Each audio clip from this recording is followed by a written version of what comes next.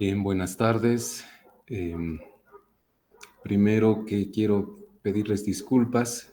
Recién he podido acceder a mi teléfono y, bueno, no sabía que las clases eran virtuales. Estaba camino yo a la universidad cuando recién vi el mensaje de uno de sus compañeros. Una pregunta. ¿Podemos extendernos hasta las 6:30?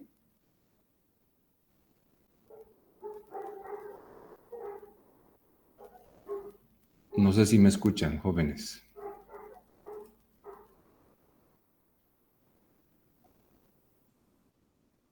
Perfecto, muchas gracias.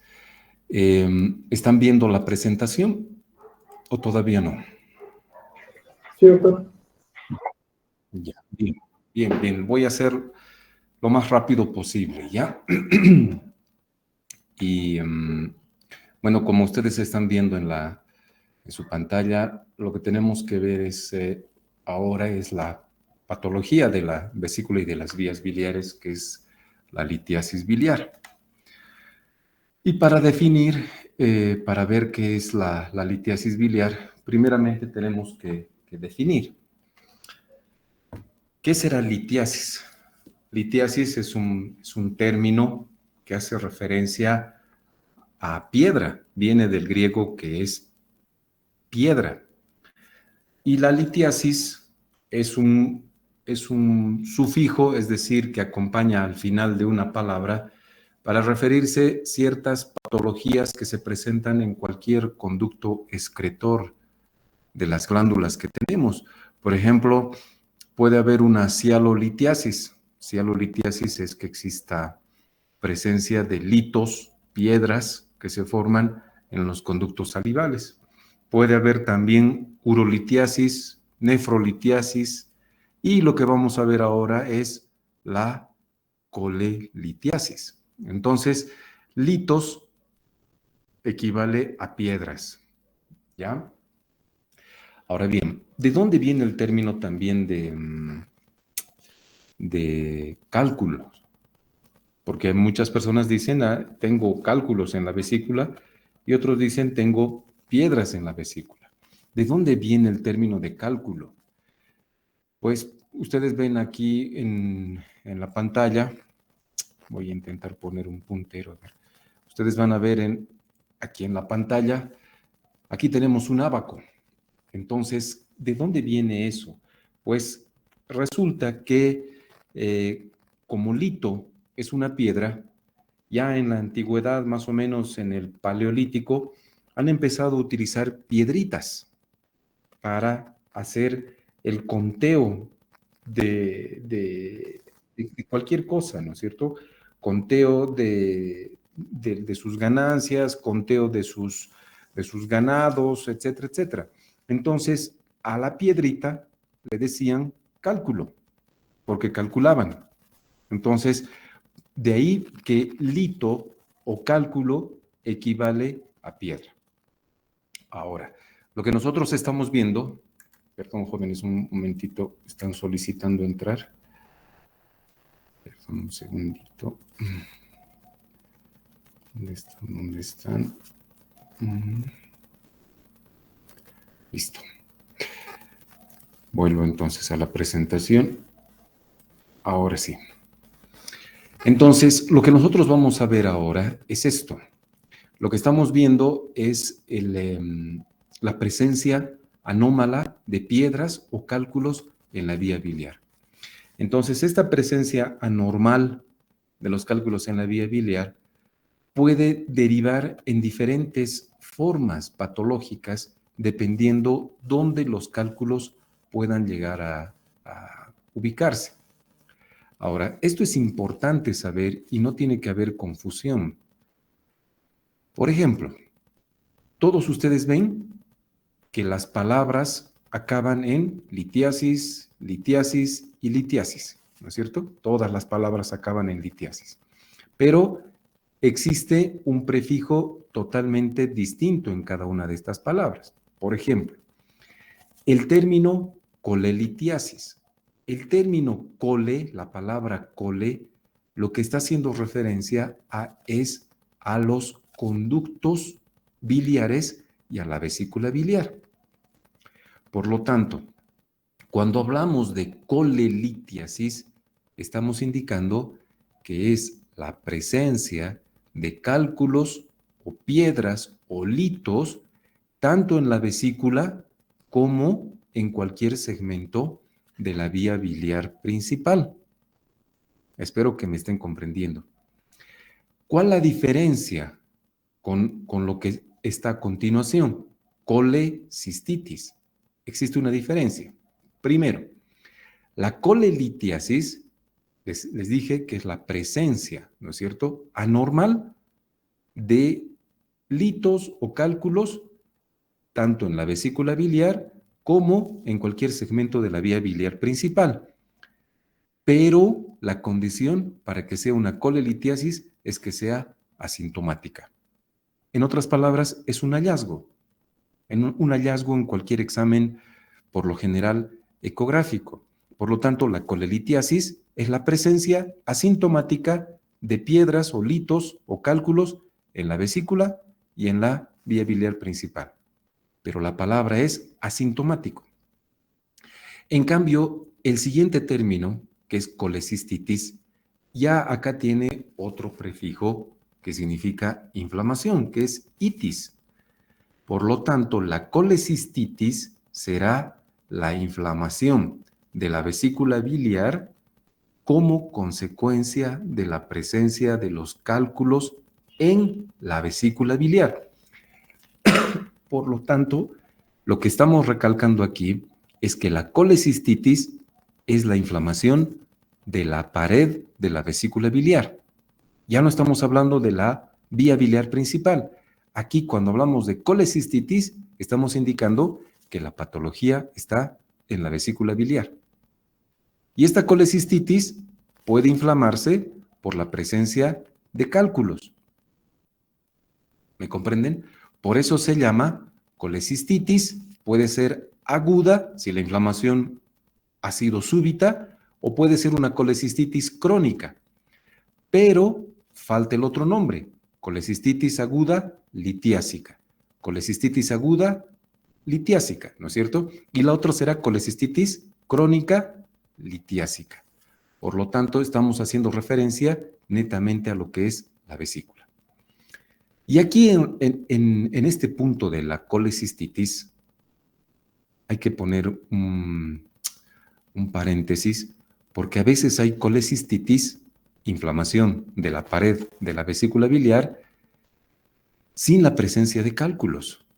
Y esa será una colecistitis alitiásica, sin la presencia de cálculos. Pero, ¿qué es lo que produce? Por lo general, en el 90% de los casos, ¿qué es lo que produce la inflamación de la vesícula biliar? Es la presencia de los cálculos. Si es en forma aguda, se llamará colecistitis aguda litiásica. ¿Por qué? Porque está provocada por cálculos. Si es crónica, se llamará colecistitis crónica litiásica. ¿Por qué? Porque es una inflamación crónica formada por cálculos. Luego tenemos la coledocolitiasis. Y la coledocolitiasis es la presencia anormal de litos en el conducto colédoco. Por eso se llama coledocolitiasis. Y la panlitiasis, el prefijo pan significa todo, todo. Y por lo tanto, al estar acompañada de la otra palabra litiasis, significa, como ven ustedes en el gráfico, existen los litos tanto en la vía biliar intrahepática, en la extrahepática, como en la vesícula biliar. En otras palabras, la panlitiasis es la presencia anormal de estos cálculos tanto en la vía biliar intrahepática como en la vía biliar extrahepática. Espero que me hayan comprendido. Si tienen alguna pregunta con respecto a estos términos, por favor, háganmelo saber para que yo les pueda volver a repetir. No hay preguntas, espero. ¿O sí hay? Bueno, ahora, desde el punto de vista epidemiológico, jóvenes, ustedes ven acá un gráfico y ven acá un globo terráqueo. Aquí indica el continente americano, donde existe en Norteamérica un 10 a 15% de prevalencia de litiasis biliar, frente a un mayor porcentaje de litiasis biliar en una población en Sudamérica de 21 a 30%. Este gráfico, ¿qué nos está mostrando? Que en comparación con el otro lado del continente, por ejemplo, europeo, donde predomina más la enfermedad litiásica biliar es en el continente americano. Y en el continente americano, ¿dónde predomina más? Pues en Sudamérica, principalmente en los países que están localizados hacia el sur, como ser Perú, Ecuador, Bolivia, Chile, Argentina. Son países con alta prevalencia de, de problemas litiásicos. Lo que ustedes tienen que tener en cuenta en cuanto a este gráfico es que en el continente europeo solamente existe una prevalencia que va entre el 5 al 21%, totalmente distinto al continente americano. Y lo que llama la atención es que en los países asiáticos, incluso africanos, no existe gran cantidad de pacientes con litiasis. O sea, la presencia de litiasis en la vía biliar es muy rara. ¿Y esto a qué se debe? ¿A qué se debe? Se debe principalmente a un componente genético. Por lo tanto, sí está relacionada la litiasis biliar con un gen. Sí está relacionado la litiasis biliar con un gen. Ahora, este gráfico, código de barras, ¿qué les demuestra? Exactamente lo mismo. Fíjense, ¿alguien quiere preguntar?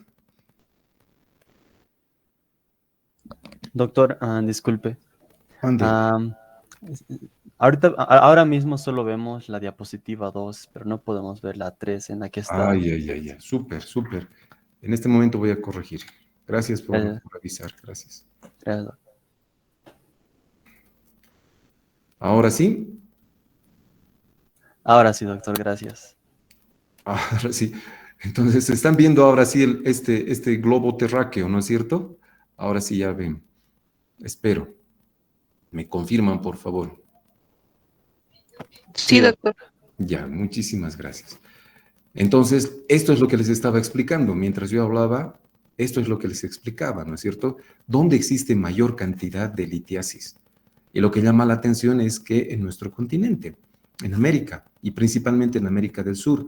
Pero fíjense en los países asiáticos. En este gráfico de barras tenemos Tailandia, Japón, Túnez, China, Bangladesh, Reino Unido, India, donde la prevalencia de la enfermedad litiásica no es tan alta como en nuestro continente. Por ejemplo, fíjense, Estados Unidos, en los países, en las personas hispanas, Chile, nativos estadounidenses. Por lo tanto, fíjense cómo la prevalencia es totalmente distinta de acuerdo al país o a la región donde se encuentran viviendo las personas. Por otro lado, ustedes pueden ver acá que ¿en quiénes es más frecuente? ¿En hombres o en mujeres? Pues este gráfico de barras nos indica, aquí mujeres está de color azul y nos indica que en cualquier país la enfermedad litiásica biliar es mucho más frecuente en las mujeres que en los hombres. Y esto es lo que demuestra esta diapositiva. Ahora sí cambió, no cambió la diapositiva. Por favor, me avisen. Sí, cambió. Sí cambió, doctor. Bárbaro, gracias. Entonces, ¿por qué en las mujeres existe una relación hombre-mujer? Igual como hemos visto en la patología de la pared abdominal, cuando veíamos hernias, siempre decíamos la hernia crural es mucho más frecuente en mujeres, la hernia inguinal es mucho más frecuente en hombres.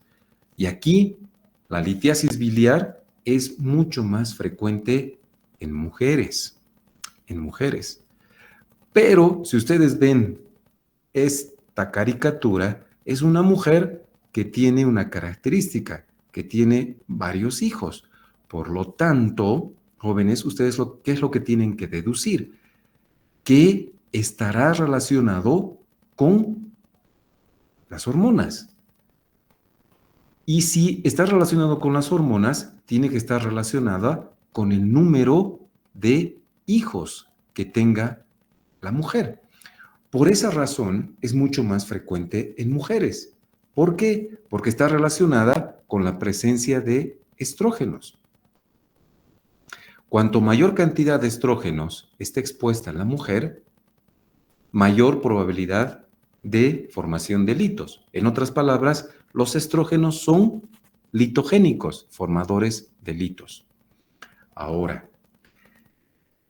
¿en quiénes se presentan más? ¿En quiénes se presentan? Si vemos este gráfico del grupo etario, en otras palabras, del grupo de edad, aquí ustedes ven una flecha roja donde dice que es mucho más frecuente en pacientes mayores de 40 años.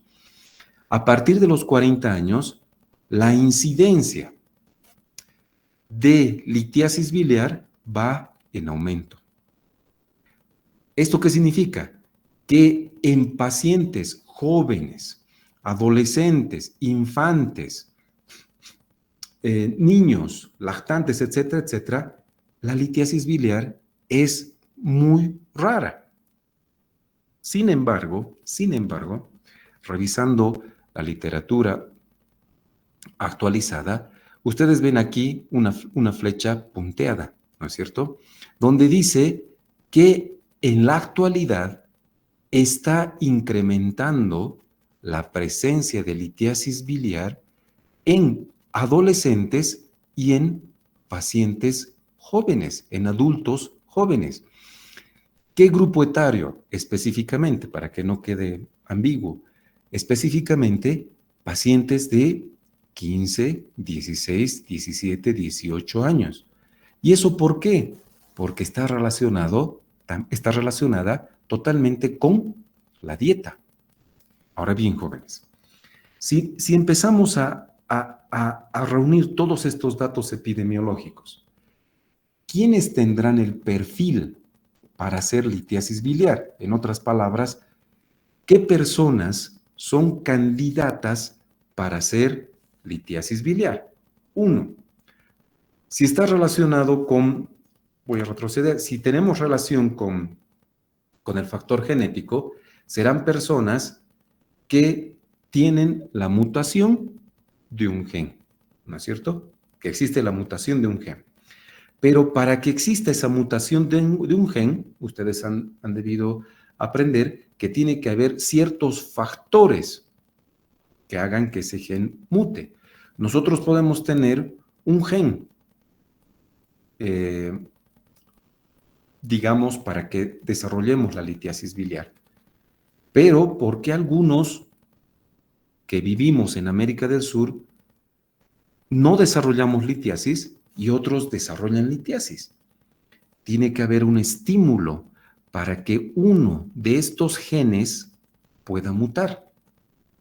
No sé si me dejo entender. Tiene que haber un estímulo externo para que ese gen que portamos, que hace que nosotros desarrollemos litiasis biliar, prácticamente despierte. En otras palabras, cambie su código genético y ese código genético haga de que nosotros tengamos una bilis litogénica, formadora de piedras. Por lo tanto, primero tiene que haber el gen y en segundo lugar, tiene que haber un estímulo. ¿Cuál es el estímulo? la presencia hormonal, puede ser la presencia de estrógenos. Segundo, la dieta. Ya hemos dicho, ¿no es cierto? La dieta, principalmente dieta hipercalórica, especialmente con gran cantidad de hidratos de carbono y a predominio de lípidos. Por esa razón, en esta caricatura, ustedes ven una paciente femenina, mayor de 40 años, gordita, en otras palabras, que ya tiene un grado de sobrepeso, obesidad grado 1, obesidad grado 2 y multípara. ¿Me comprenden? Pero esto es hablando en cuanto a las mujeres. En cuanto a los varones, lo propio. Tiene que haber algo que esté desencadenando y por lo general es la dieta, lo que hace que se active el gen. Son factores externos. Desde este punto de vista, jóvenes, ustedes tienen que comprender lo que dice este cuadrito con este foco, ¿no? que es algo importante. La litogénesis significa la formación de piedras. La litogénesis tiene una causa multifactorial. No es solamente una causa, sino son varias causas para que una persona pueda formar litos. No solamente que la dieta, no solamente la edad, no es solamente el hecho de ser mujer, la multiparidad, los estrógenos. Es un conjunto de factores. ¿Qué tipos de litos, qué tipos de cálculos vamos a formar o puede formar una persona? Ustedes pueden observar aquí el gráfico o la diapositiva que una persona puede tener cálculos de colesterol, cálculos pigmentarios y cálculos mixtos. Ahora bien, ustedes verán que dice cálculos de colesterol y cálculos pigmentarios. En otras palabras, lo que trata de explicar esta diapositiva es que los cálculos se los denomina de acuerdo a la composición de lo que están hechos o a lo que contienen más. ¿Me entienden? Si les digo cálculos de colesterol, pues se supone que su composición, la sustancia que forma los cálculos de colesterol, tiene que ser el colesterol. Y los cálculos pigmentarios, pues son cálculos que tienen que tener algún pigmento que contiene la bilis, como ser el bilirrubinato. Y los cálculos mixtos son aquellos que entran en combinación con los dos anteriores. Ahora, no quiero que entren en confusión, pero los cálculos de colesterol nunca van a ser puros. Es decir, nunca vamos a encontrar un cálculo cuya composición esté 100% de colesterol. ¿Por qué decimos cálculos de colesterol? Porque los cálculos de colesterol tienen una mayor concentración, mayor al 50%, de colesterol. ¿Me comprenden? ¿Cuál será el otro 50%? El otro 50% por lo generalmente son bilirrubinato de calcio o cualquier otro pigmento biliar. Por lo tanto, lo que predomina es lo que da el nombre al cálculo. Y los otros cálculos, que son los cálculos pigmentarios, podemos clasificarlos como cálculos negros, cálculos pardos. Y los cálculos mixtos puede ser una combinación de un cálculo negro con un cálculo de colesterol, un cálculo pardo con un cálculo de colesterol. Entonces, no tiene que haber confusión, no creo que esté tan difícil. Ahora, ¿cómo es que se van a llegar a formar los cálculos? Para eso tenemos que saber que los principales componentes de la bilis, son 80% ácidos biliares, colesterol 4% y fosfolípidos 16%. Bueno, estos son como si fueran los solutos.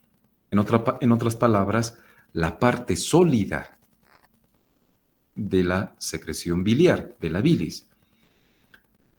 yo les pregunto a ustedes, a ver, para ver si es que me están entendiendo, yo les pregunto, ¿cuál es la composición de la bilis? ¿Qué es lo que más tiene la secreción biliar?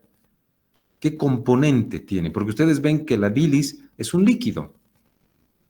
Por lo tanto, ¿qué tendrá en mayor porcentaje la bilis?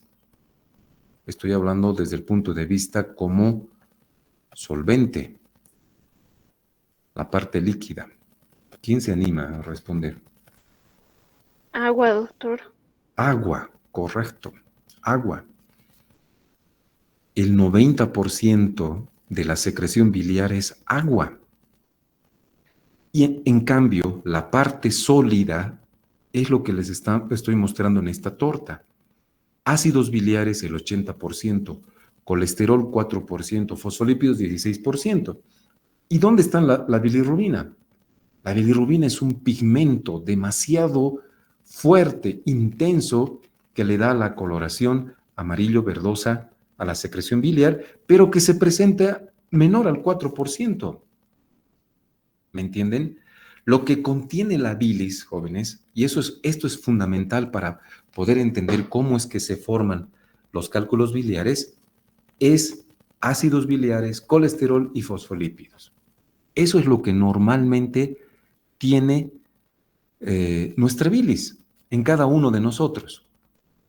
Ahora, para que exista la formación de piedras, de cálculos, tiene que existir una alteración en el equilibrio entre estos tres componentes. Si uno de ellos disminuye o otro aumenta, existe un desequilibrio. Por lo tanto, el que ya no estén equilibradas estos tres componentes va a favorecer a la formación de una bilis litogénica. Por eso, este cuadro que ustedes ven dice que para que existe la formación de litos, tiene que haber una bilis litogénica. ¿Y cuál es la característica de que exista una bilis litogénica? 1. Incremento en la concentración de colesterol en la bilis o supersaturación. En otras palabras, ¿qué está diciendo el punto número 1? Que el colesterol está en gran cantidad, mayor al 4%. ¿Me comprenden? Incluso dice, el inciso 1, dice supersaturación o hipersaturación. En otras palabras, en la bilis existe una gran cantidad exagerada de colesterol. Primer punto. Eso está ocasionando una alteración en el equilibrio entre los tres principales componentes de la bilis. Segundo, incremento en la hidrofobia de las sales biliares. ¿Qué significa hidrofobia? Hidro es agua, ¿no es cierto? Y fobia es temor o rechazo o ser repelente al agua. Por lo tanto, las sales biliares, cuando incrementan esta hidrofobia, es decir, que no es afín al agua, produce una bilis litogénica. Tercer punto, presencia de fosfolípidos con cadenas acetilinsaturadas. Se supone que los fosfolípidos deben tener cadenas que no están saturadas. Pero cuando tenemos presencia de fosfolípidos, el principal fosfolípido de la secreción biliar es la lecitina. Y cuando tenemos lecitinas, moléculas de lecitinas que ya están polisaturadas, entonces eso hace que la bilis esté en un equilibrio. Enseguida les voy a explicar.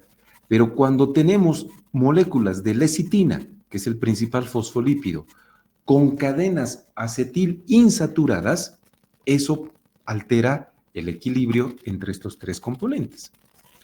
Y el cuarto requisito para que un paciente tenga bilis litogénica es el incremento de la mucina.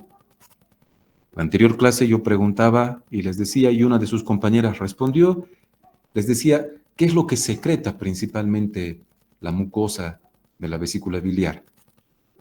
Y su compañera dijo, mucina, muco. Entonces, no es que tiene que haber una gran cantidad de moco. ¿Cuándo existe una gran cantidad de moco a nivel de la vesícula biliar? Cuando existe una bilis litogénica. Por lo tanto, el incremento de la mucina forma parte de lo que va a ser la litogénesis. Si no se entiende, por favor, pregúntenme. Ahora, en base a estos tres, voy a explicar, a estos cuatro componentes, voy a explicar cómo se forman los cálculos de colesterol. Si ustedes leen cualquier libro, por ejemplo, leen el Schwartz o leen Sabinson, Schwartz es un muy buen libro donde está explicado todo esto a la perfección, incluso les muestran un triángulo, pero yo creo que la mejor forma de entender es esta. Bueno, ¿cómo se forman los cálculos de colesterol? Primero, tiene que haber un factor genético, ¿no es cierto? Ya hemos dicho que tiene que haber un gen que está alterado. Aquí se ha determinado que el gen E4 es el que está alterado. Ahora, para que este gen E4 exista, para que se active, tiene que haber dos cosas en la cadena, en este círculo, para que se formen los cálculos de colesterol. Fíjense lo primero que existe aquí. Aquí dice hipersecreción hepática de colesterol. Lo primero para que se forme, lo primero que tiene que existir para que se forme cálculos de colesterol es pues que exista gran cantidad de colesterol. Eso es lógico, ¿no es cierto? Si no hay colesterol, pues ¿de dónde va a sacar colesterol la bilis para formar cálculos? Entonces, acá dice hipersecreción hepática de colesterol. ¿Qué nos está dando a entender? Normalmente el hígado secreta colesterol, en otras palabras, sintetiza colesterol. Y la forma de eliminar el colesterol, pues, es a través de la secreción biliar. Por lo tanto, imagínense una persona que consume gran cantidad de grasa en su dieta, gran cantidad de ácidos grasos, triglicéridos, etcétera, etcétera, todo va a la síntesis de colesterol. Por lo tanto, el hecho de que exista un aporte mayor en la dieta de grasa va a producir mayor secreción hepática de colesterol, lo que va a hacer que la bilis se sature de colesterol.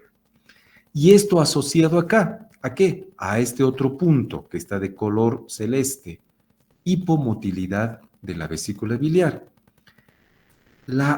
El hecho de que la vesícula biliar no se mueva, jóvenes, no se mueva, produce precipitación del colesterol. Produce precipitación de ácidos biliares, produce precipitación de fosfolípidos. Una vesícula que no se mueve, una hipomotilidad. Entonces, fíjense, la presencia de un gen, la hipersecreción hepática de colesterol, el hecho de que un paciente no se mueva, no haga mover su vesícula biliar, como ser en periodos de ayuno muy prolongados, todo eso hace de que existan transiciones de fase rápida y factores intestinales. ¿A qué se llaman transiciones de fase rápida? Es decir, el colesterol tiene que, aquí está, el colesterol, ustedes saben que el colesterol es grasa, ¿no es cierto? Y la grasa nunca va a ser afín con el agua. Por lo tanto, ¿cómo es que el colesterol puede diluirse, ¿no es cierto?, en el agua? El colesterol es totalmente insoluble a las soluciones acuosas. Todos nosotros sabemos por bioquímica que el colesterol es hidrofóbico. Y si es hidrofóbico, ¿qué significa? Rechaza el agua, ¿no es cierto? Como rechaza el agua, es insoluble en cualquier solución acuosa. Y como la bilis tiene gran cantidad de agua, pues el colesterol es insoluble. ¿Cómo se puede hacer soluble el colesterol? Pues tiene que unirse a los fosfolípidos y forman una vesícula unilaminar, o también conocida como unilamelar. No es que está mal escrito. Entonces, como el colesterol es hidrofóbico y no es soluble en el agua, para que sea soluble, pues inmediatamente se une el fosfolípido con el colesterol y empiezan a formar vesículas con dos láminas. ¿Cuáles son las dos láminas? Una lámina de colesterol y otra lámina de fosfolípidos. Aquí están las dos láminas, ¿no es cierto? Aquí abajo los circulitos, colesterol, y aquí los fosfolípidos.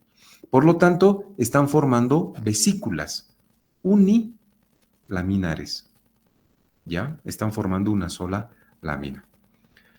Ahora bien, cuando empieza a existir gran cantidad de saturación de colesterol, ¿qué es lo que hace?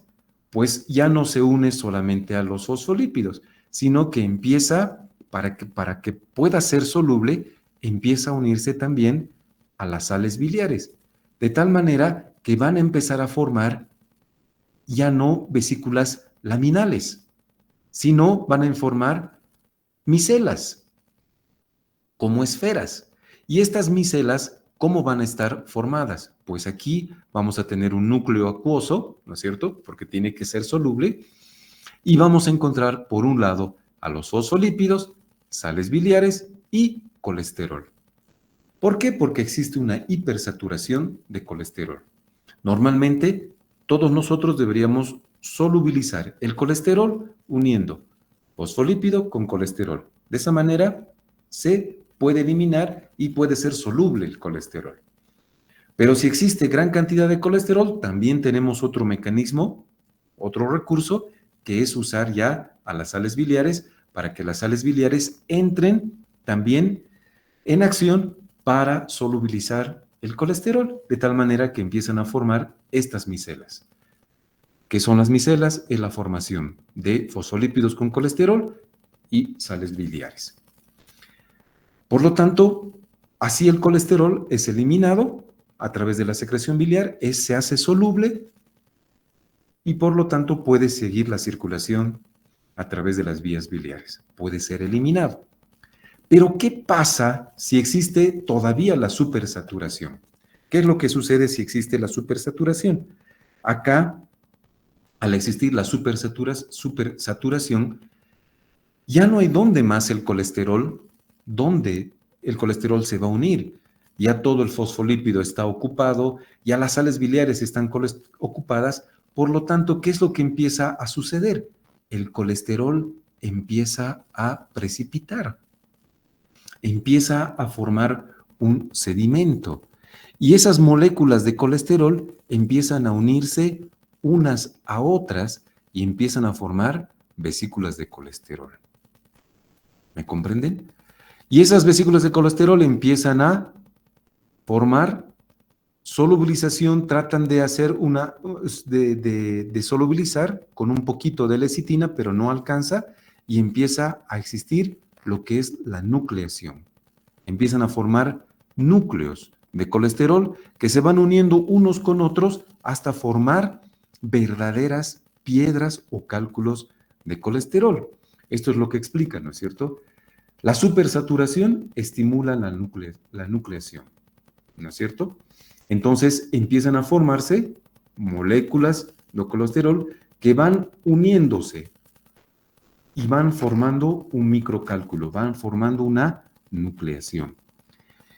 Y cada vez más se van añadiendo cada vez más moléculas de colesterol, de tal manera que empiezan a formar ya el crecimiento de los cálculos de colesterol.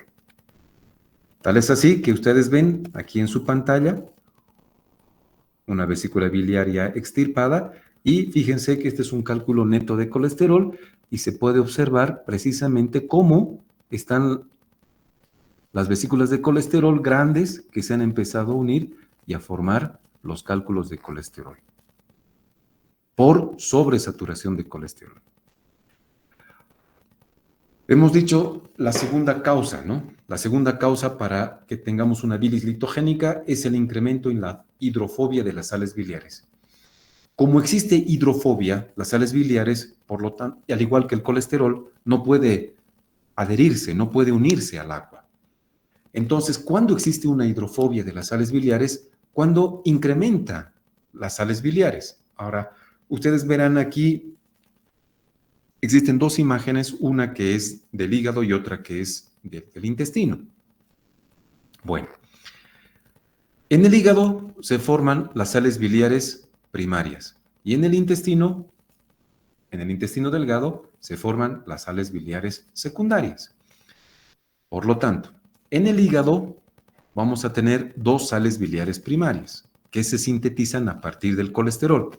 En otras palabras, las sales biliares son producto del metabolismo del colesterol para desechar colesterol.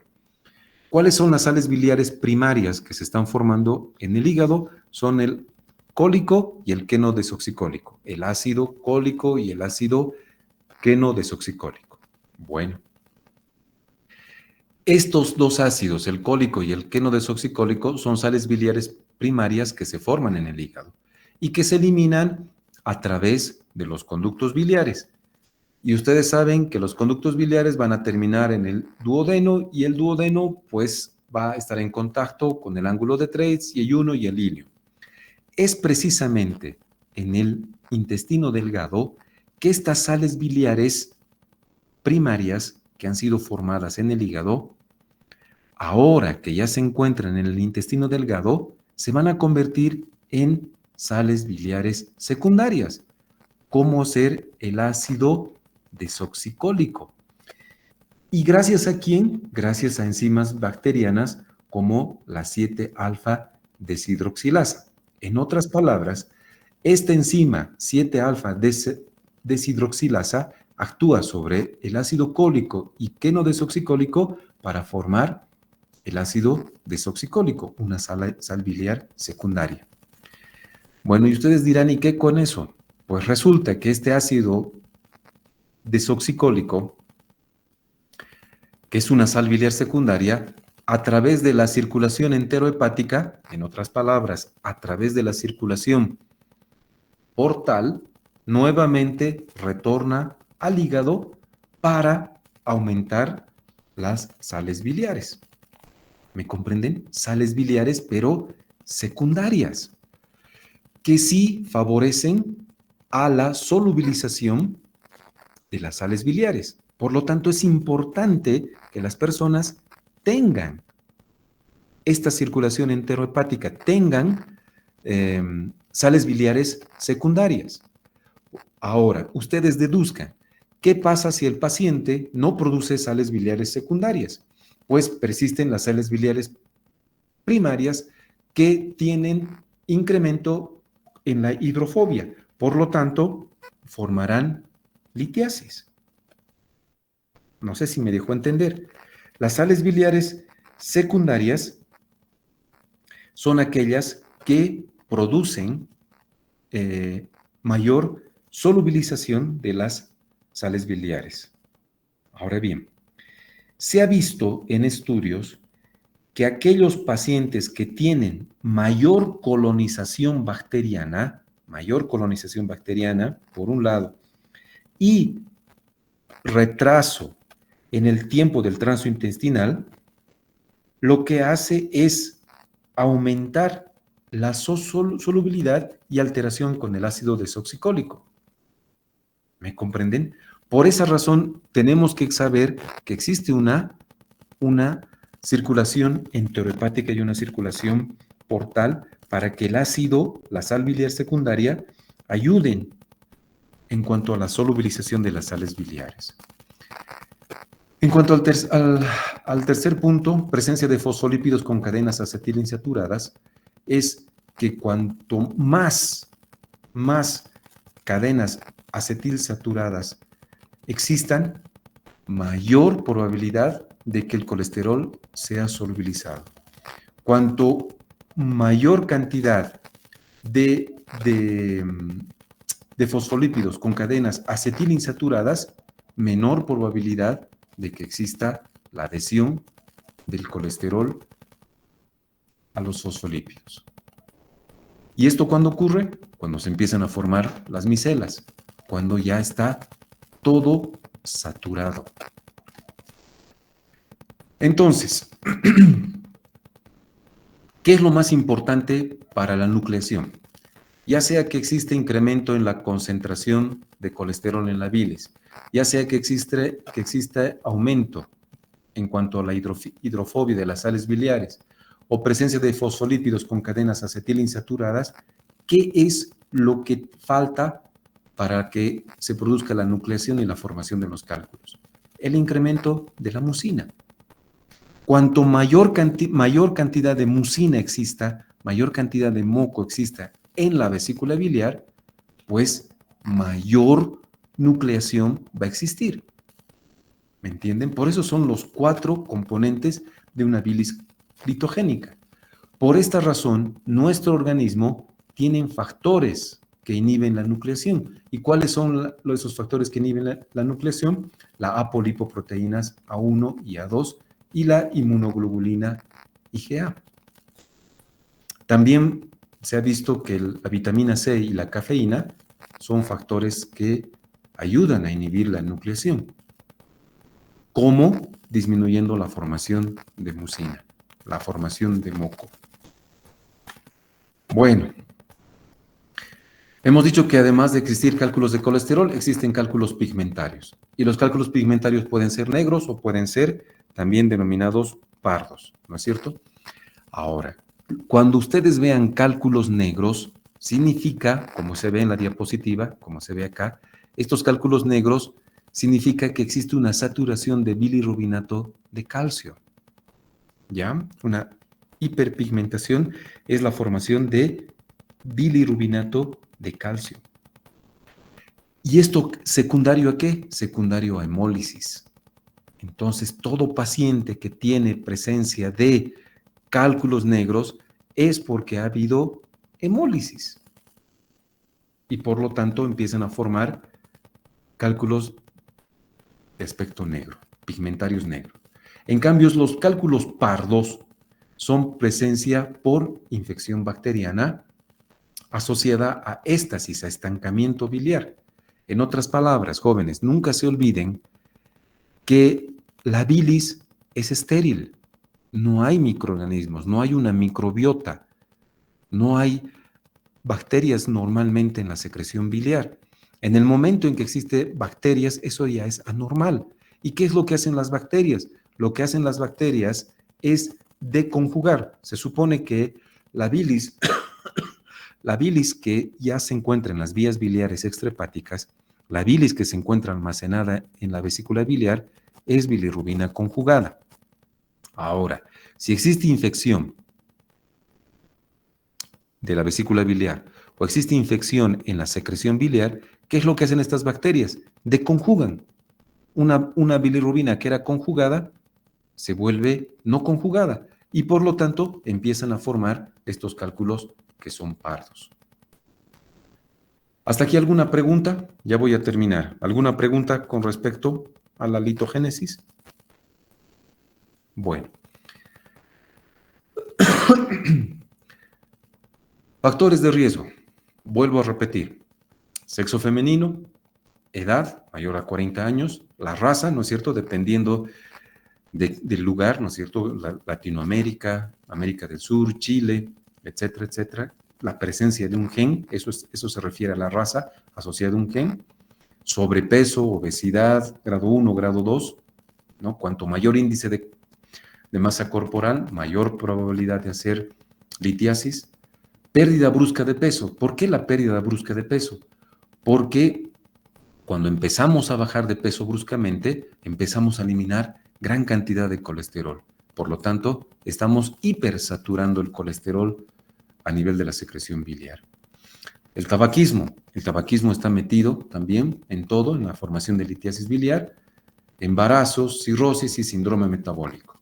Cuando hablamos de síndrome metabólico, estamos refiriéndonos a paciente diabética, obeso, con dislipidemia e hipertensión arterial. Y la cirrosis, ¿por qué? Porque es un condicionante para que exista alteración en la bilis, como la deconjugación de la bilirrubina.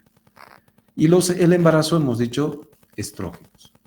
Por eso es clásica estas 4 Fs, ¿no es cierto? Por siglas en inglés. La primera F, FAT, obesidad, edad mayor a 40 años, mujeres y que es multípara, ¿no? Ese es el perfil para que haga un paciente litos. Ahora, ¿cómo se presenta? ¿Cómo se presenta? Pues esto vamos a volver a repetir la siguiente clase, si es que estamos presencial. La colelitiasis puede ser asintomática o puede ser sintomática. Si es sintomática, decimos que puede ser crónica o puede ser aguda. Si es crónica, puede también comportarse como reagudizada, ¿no es cierto? Y si es aguda, puede ser leve, moderada o severa. La colecistitis aguda puede ser litiásica o puede ser alitiásica. ¿Y cuál es la manifestación clínica? Pues es el cólico biliar, que es un dolor abdominal secundario a la ingesta de alimentos colecistoquinéticos que se presenta en el epigastrio, hipocondrio derecho y que tiene una irradiación, como ustedes verán, una irradiación generalmente a nivel del dorso, sitios de irradiación del dolor, donde región interescapular, hombro derecho. Bien, jóvenes, esta es la presentación.